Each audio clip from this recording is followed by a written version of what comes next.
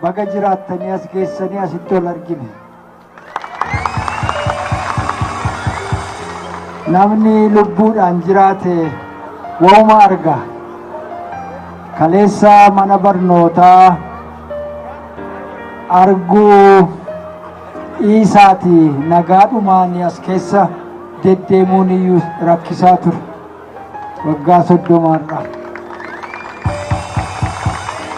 gaafasis obboleeyyan keessan, abbootiin keessan, firoonni keessan kan diina dura sibiila qabanii dhaabbataniif hattummaa saamicha barbaadaniitu hin ta'in goorroo har'a nurraa ba'uudhaaf tattaafataa jirtu kana hambisuudhaaf jecha.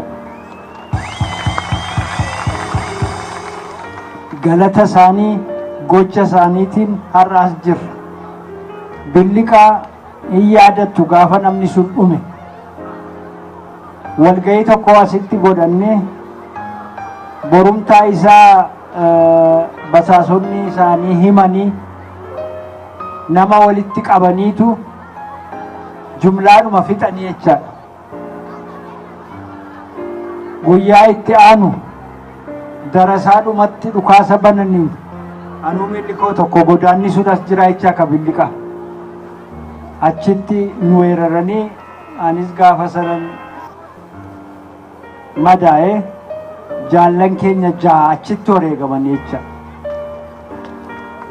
Sana booda hin beektu gaa warra asitti awwaalamee qabriillee dhabe jedhame amma manni kun akka mallattootti ijaarameef juukii bareentoofaa gursaafaa warra kanatti jira. Kun hundumtuu shiftummaa jireenya dhabaaf miti. Ani biyya fagoo dhiha sanarraa ba'ee asitti dirqama sabboonummaa Oromootiif biyya keenyaaf uummata keenya gaddoorraa jijjiiruudhaaf hamne. Mana barnootaa bareedaa kana arginee beennaa warri billiqaanatti himaniiru. Warri dhufan namni addana dhufu hundi mee akkamis hin godhan jennaan gaafa dhufan dura dhannee korbeessa re'ee warri dhufan baalasilxaaniin dur jedhanii amalli isaanii korbeessa re'ee jabaa tokko, damma surree tokko, dhadhaa surree tokko itti geessuu qabnaa jedhan galgala wadaajateenii mari'annee jaarsonni. Nama faadidee nurraa badasii jedhee isa caalu argachuuf jedhee. Namni tokko waradaan tokko akkasumaan jedhee guyyaa duraatti dhanne damma gaatti geessina amalli jarri bare kan jedhanii damma surree tokko, dhadhaa surree tokko, korbeessa re'ee tokko fuudhanii dhaqan. Hin ta'u jedhee deebise aree namoota jaarsolii. Maal goona guyyaatti aanuu jennaan tarii kun horii baratee qarshii barateeti qarshii 5,000 itti geessaa jedhan.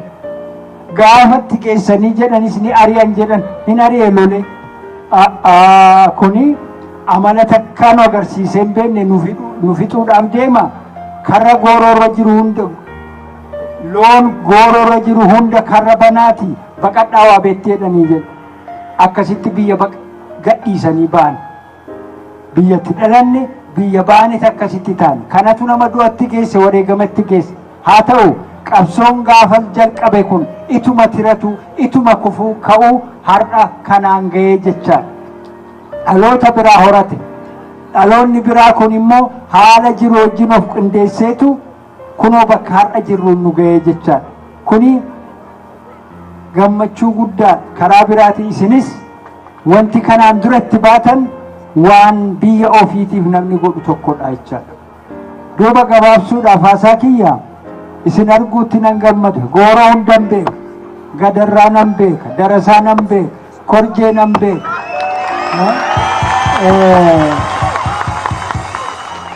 Laga waabee nan beeka, lafa hunda isaa furdaa ni beekna. Kunoo amma qamadii isin qochisiisuu jalqabanii Shimallis fa'aa. Duriis qamadiin ni ture, shumburaan ni ture. Waan hin jirre hin jiru. Waa dhabnee miti, mirga dhabneetu nama hojjechiisu nama sa'ooma keenya qabaatee waa godhudha jechuudha. Kanaaf bulchiinsa amma dhufe kun jijjiiramni amma dhufe kun ifa isaa nu agarsiisaa jira. Waliin dhaabbadhaa.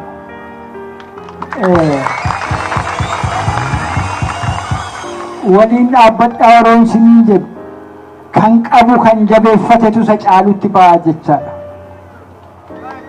Gaafa hammaatti lollees argine waan qataanees argine beelofnees dheebonnees argine jecha ka qabnu jabeeffanne isa caalutti tarkaanfachuudhaaf hojjechuu qabna. Kaleessa nama hin beekne jalaafiti gugguufnee bulaa turre. Gaafa namni nu fakkaatu dhufummoo waan akkuma tokko tattaanee dhuma of deebisnuufi itti shakkinuufi irraa baqannu hin qabnu. Jabaadha. Kun kan maayyiin isinii jedhudha. Sabbiraa maayyii mana barnootaatti ergaa ijoollee hundi haa baratu. Barnoota barachuu qofaa miti. Mana barnootaa amma